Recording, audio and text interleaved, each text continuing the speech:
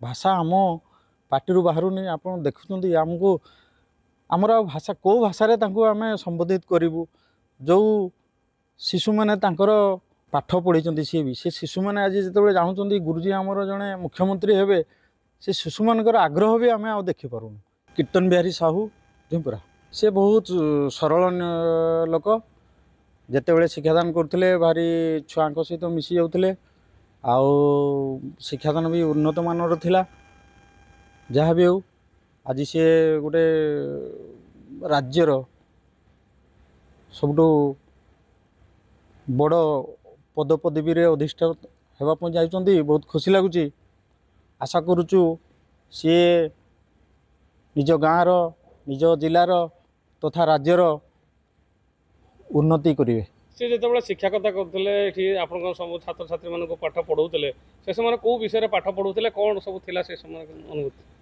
शिशु मंदिर शिक्षादान पद्धति रे से सामिल थिले सेतेबेले इंग्राजी ओडिया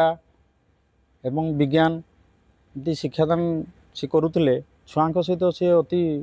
मिसी जाते भारी प्रिय थे गाँव जावासवा करुले साइकल रे जावासवा करुले अति निराडंबर जीवन यापन सी साधारणतः तो दक्षिणा आकार स्वल्प दक्षिणा नहीं चलुले गाँव बोधे सेमती बापा हाईस्कल जन चतुर्थ श्रेणी कर्मचारी रूपे कार्य करुले जेते दिन पर्यंत विद्यालय रे रही थे शिक्षादान करते आम सहित मिसी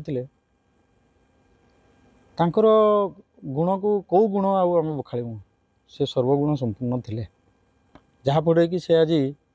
तांकर कर्ममय जीवन रे आउ अधिक मात्रा रे से परिश्रमी थी दृष्टि आज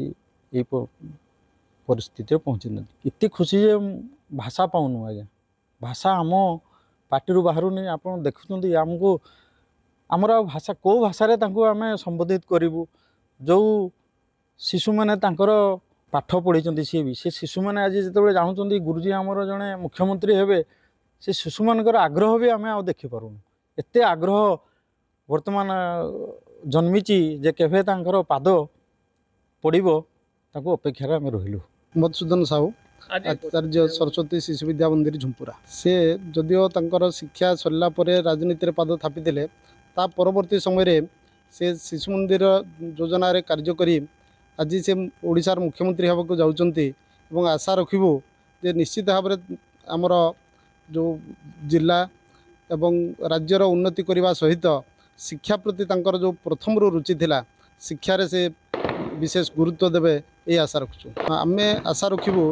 जेहेतु से यही विद्यालय आचार्य रूपे जीवन आरंभ करते एवं ये विद्यालय को से सबुबले जुआड़े आसिले आसुले से मुख्यमंत्री आसन रे आसीन होला परे दिने ये विद्यालय को मुख्य अतिथि भाव आसी जोग देवे एवं यार उन्नति पाई से निश्चित भाव में किसी मार्गदर्शन देवे ये आशा रखुँ। विपिन बिहारी खंडाई प्रधान आचार्य सरस्वती शिशु विद्या मंदिर झुंपुरा आज विद्यालय धन्य हो कारण सी जड़े गुरुजी थे आउ जड़े गुरुजी आज जड़े माने मुख्यमंत्री